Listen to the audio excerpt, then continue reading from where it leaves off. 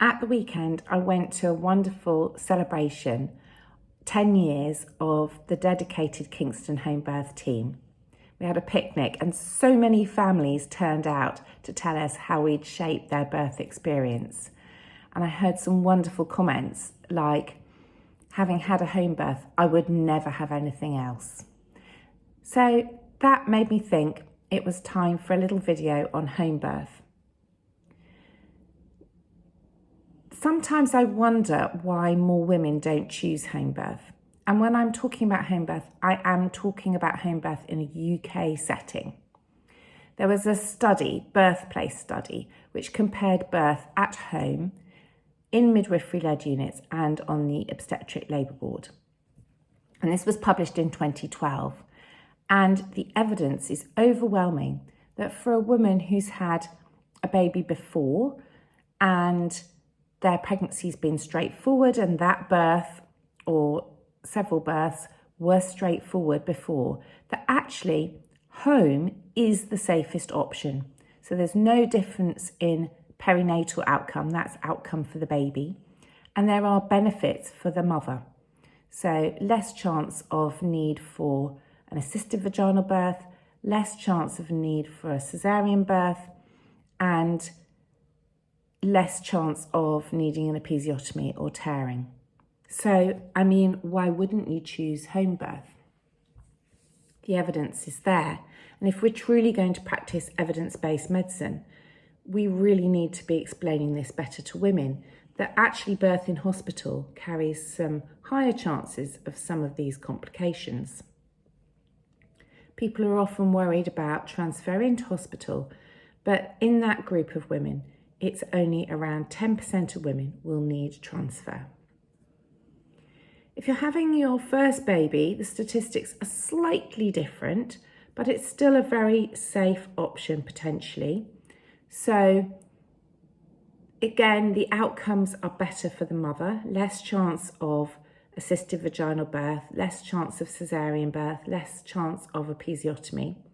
And that isn't because the woman is at home. Even if you start at home and transfer in during your labour, then you still carry with you a reduced chance of those complications. And the transfer rates are higher for women having their first baby. In the Birthplace study, they said it was around 45%. I have to say locally, it's lower than that. But that is something to think about, whether in the middle of your labour you would want to be transferred in by ambulance. But then if you have birth at the hospital, you're transferring in at some stage in your labour and you're doing that on your own without a qualified midwife and ambulance team to help and support you. The difference for first-time mums comes with the babies. There's a slightly higher chance of what they call an adverse perinatal outcome for the babies, and that is 9.3 per thousand as opposed to 5.3 per thousand with a hospital birth. So the numbers are still low, but there is a significant difference. So it's something to think carefully about having your first baby. But many first-time mums do have their babies with the Kingston Home Birth team, with which I'm associated. Now, of course, you can't always plan everything, and you may find that you start with the home birth team and later on in pregnancy, home birth just isn't suitable because you've developed some kind of complication or problem, or because you've changed your mind, and that's totally fine too. I do quite a lot of personalised care planning with the consultant midwife I work with to try and facilitate and decide if home is a safe option or whether our birth centre might be an option for women that have complications during their pregnancy. So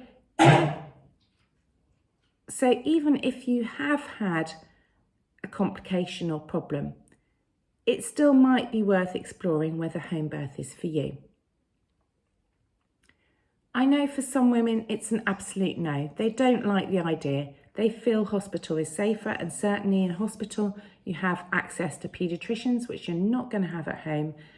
But the midwives are trained in neonatal resuscitation and that initial care of your baby.